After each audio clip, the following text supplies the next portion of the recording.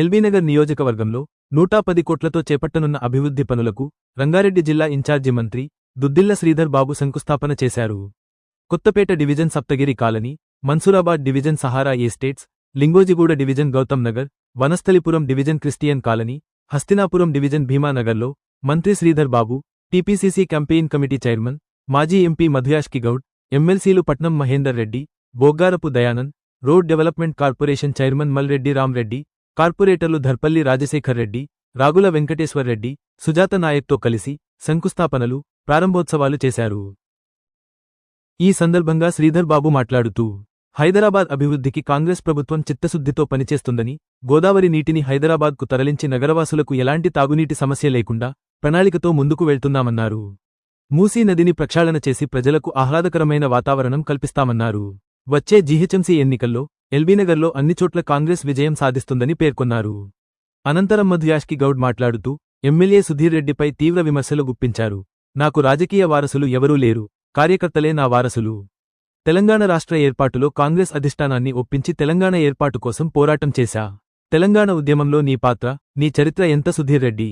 తెలంగాణ ఉద్యమ సమయంలో నేను పోరాటం చేస్తుంటే ఎక్కడ కబ్జాలు చేద్దామా అని చెరువులు, కుంటల చుట్టూ తిరిగిన నువ్వు కార్పొరేటర్గా పోటీ చేసినప్పుడు ఆస్తులు ఎన్ని? ఇప్పుడు నీ ఆస్తులు ఎన్ని? అక్రమంగా సంపాదించి వేల కోట్లకు ఎదిగావు. గెలిపించిన కార్యకర్తలకు వెన్నుపోటు పొడిచి బీఆర్ఎస్లోకి వెళ్లి కార్యకర్తలను అనగతొక్కావు. ఒక్కడినైనా కార్పొరేటర్గా గెలిపించని మూర్ఖుడు సుధీర్ రెడ్డి అని మండిపడ్డారు. హస్తినాపురం కార్పొరేటర్ సుజాత నాయక్పై అనుచిత వ్యాఖ్యలు చేసిన సుధీర్ రెడ్డిపై ఇప్పటికే కేసు నమోదు అయినందున వెంటనే అరెస్టు చేయాలని డిమాండ్ చేశారు. ప్రభుత్వం ప్రతి నియోజకవర్గానికి 3500 ఇందిరమ్మ ఇళ్లను అందిస్తుంది. యువ వికాసం పథకం ద్వారా 4 లక్షల రూపాయలను అందిస్తుందన్నారు. అందరూ ఈ పథకాలను సద్వినియోగం చేసుకోవాలని విజ్ఞప్తి చేశారు. సన్న బియ్యం ప్రభుత్వం అందిస్తున్న విషయాన్ని ప్రజల్లోకి తీసుకెళ్లాలని కార్యకర్తలకు సూచించారు. ఈ కార్యక్రమంలో ఎల్బీనగర్ కాంగ్రెస్ పార్టీ సీనియర్ నాయకులు, కార్యకర్తలు అధిక సంఖ్యలో పాల్గొన్నారు. కాంగ్రెస్ పార్టీ ప్రభుత్వం ఏర్పాటైన తర్వాత పెద్ద ఎత్తున 110 కోట్ల రూపాయలతో అనేక అభివృద్ధి కార్యక్రమాలకి శంకుస్థాపన చేయడం జరిగింది. ప్రధానంగా మా లక్ష్యం కూడా మౌలిక సదుపాయాలు కలిగియాలి. పట్టణవాసులకు త్రాగునీరు విషయంలో ఎక్కడ కూడా ఇబ్బంది జరగకూడదు. డ్రైనేజ్ వసతుల విషయంలో కూడా ఎక్కడ కూడా ఇబ్బంది ఉండకూడదు. తెలంగాణ రాష్ట్రం ఏర్పడ్డ తర్వాత ఈరోజు ఇంకా కూడా మిగిలిపోయిన సిమెంట్ రోడ్ల విషయంలో కానీ రోడ్ల నిర్మాణ కార్యక్రమం చేయాలని అనేక సందర్భాల్లో ఎల్బీనగర్ నియోజకవర్గానికి సంబంధించిన మా నియోజకవర్గ ఇన్ఛార్జి గారు పెద్దలు మధుయాష్కి గౌడ్ గారి నేతృత్వంలో వారి మున్సిపల్ శాఖను నిర్వహిస్తూ ఉన్న గౌరవ ముఖ్యమంత్రి రేవంత్ రెడ్డి గారిని కూడా కలుసుకొని ఈ ప్రాంతానికి సంబంధించిన అభివృద్ధి సంక్షేమ కార్యక్రమాల విషయంలో పెద్ద పెట్టున కేంద్రీకరించి ముందుకు నడవాలని వారు కోరటం, మరి వారి అభ్యర్థనను కూడా ముందుకు తీసుకెళ్తూ ఈరోజు అందరి సహకారంతో ఇక్కడ ఇంత పెద్ద ఎత్తున పనులను చేపట్టడం జరుగుతూ ఉంది.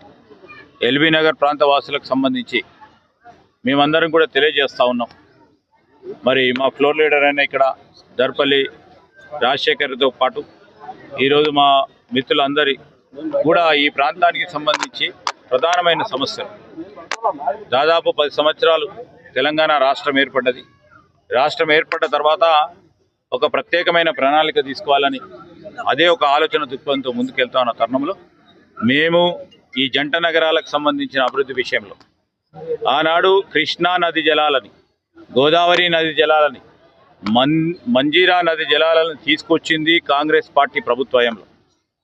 మరొక మారు పెరుగుతూ ఉన్న జనాభా ఆవాసాలను కూడా దృష్టిలో పెట్టుకొని ముఖ్యమంత్రి రేవంత్ రెడ్డి గారు కూడా మరొక మారు గోదావరి నది జలాలని మరి పట్టణవాసులకు అందించే కార్యక్రమం చేస్తూ ఉన్న సందర్భాన్ని కూడా ప్రజలందరి దృష్టికి తీసుకొస్తూ మూసీ నది ఈరోజు మూసీ నది ప్రక్షాళన కార్యక్రమం భాగంలో ఏ పేదవాడికి కూడా ఇబ్బంది జరగకుండా, ఏ చిన్నతర మధ్యతరగతి కుటుంబీకులకు ఎవరికి ఇబ్బంది జరగకుండా మరి మూసీ నది ప్రక్షాళన జరుగుతుందని మీ ద్వారా ప్రజలందరికీ తెలియజేస్తా ఉన్నాం.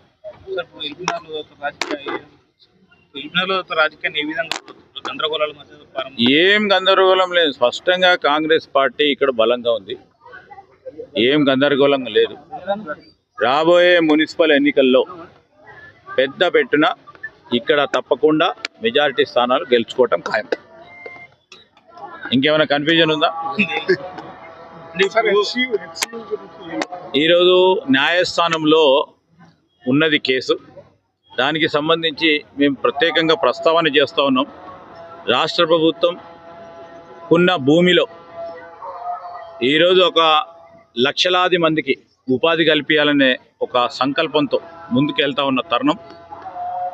దాని పక్షాన కొంతమందికి అనుమానాలు ఉండే వారు కోర్టుకు వెళ్ళిండ్రు.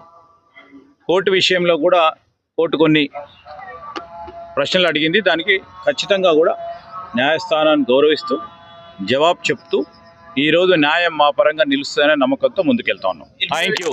ప్రజాప్రభుత్వం ముఖ్యమంత్రి రేవంత్ రెడ్డి గారి నాయకత్వాన గత 15 నెలల నుంచి గతంలో కాకుండా జిహెచ్ఎంసీ నిధులు కాళేశ్వరంకు, మిషన్ భగీరథకు, కమిషన్లు కాకుండా స్థానికంగా రోడ్లు, డ్రైన్లు, నీటి సౌకర్యాల కొరకు అభివృద్ధి కార్యక్రమాలు చేపట్టడం.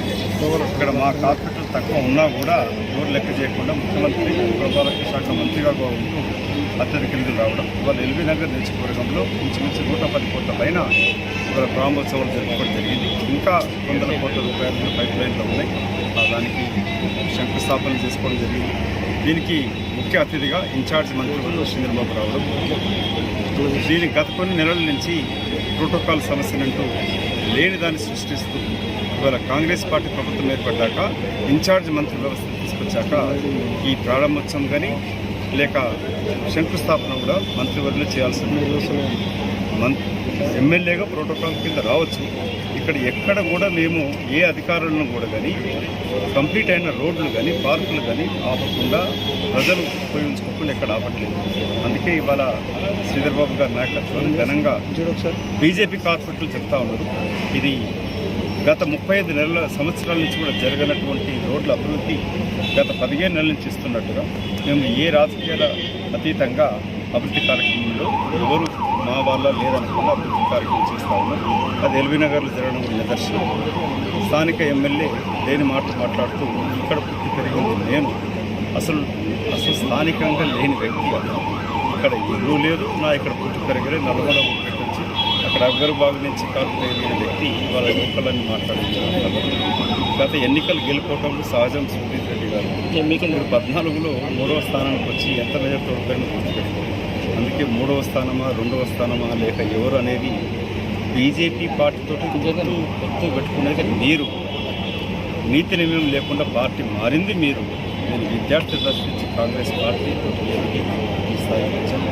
ఇక్కడ నేను సుధీర్ రెడ్డి గారు చెప్పేది ఒకటే, నీ చౌకవారి రాజకీయాలు మాట్లాడి ఎమ్మెల్యే ఉన్నా అభివృద్ధిలో తోడ్పాటుపడుతున్నా సోదరు సుజాత పైన చేసిన అనుచిత వ్యాఖ్యలను ఇప్పటికీ కూడా నువ్వు ఏ షరతు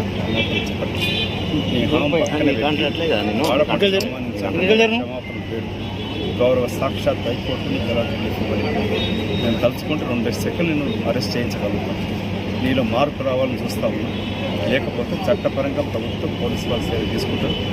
ఈ కార్యక్రమాన్ని ఇంత ఘనంగా నిర్వహించడానికి కాంగ్రెస్ పార్టీ కార్యకర్తలకు నాయకులు